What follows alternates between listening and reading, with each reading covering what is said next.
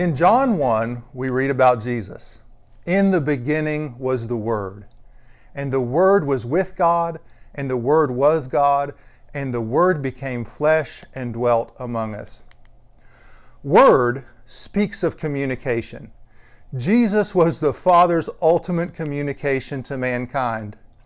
So in this passage, we have not only a wonderful revelation of the Incarnation, but a template for effective ministry. The best way to get a message to people is to live it out in front of them, to let that message become flesh and blood.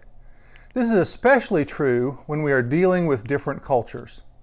This is certainly the case when we are dealing with various ethnic cultures around the world, but it's also true when we're dealing with cultures within organizations and institutions, and the cultural differences even between generations. Whether we're trying to bring change to an institution or communicate the truth of the gospel to a community around the world, we need to overcome the cultural barriers, the barriers of understanding and acceptance. We overcome the barriers of understanding through things like analogy, illustration, and interpretation. Now, the barrier of acceptance has to do with the problem of foreignness. People reject things that they don't understand and things that are foreign. Both of these problems are addressed when the messenger comes to live among his or her audience. To reach man, the Son of God became a man. To overcome these barriers, the messenger must become an insider. Someone trying to plant a church in another culture somewhere around the world will certainly need to take this into account.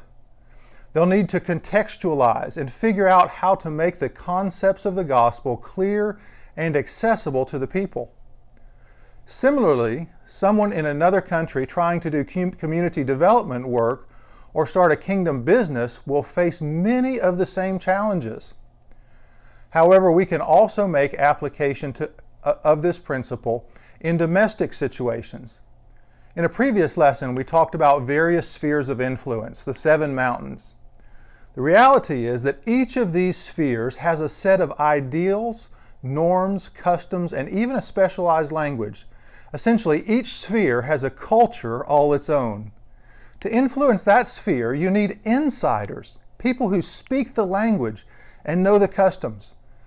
If we want to see change in this sphere, we're not going to be able to shout from the sidelines. You're going to have to get out there onto the field.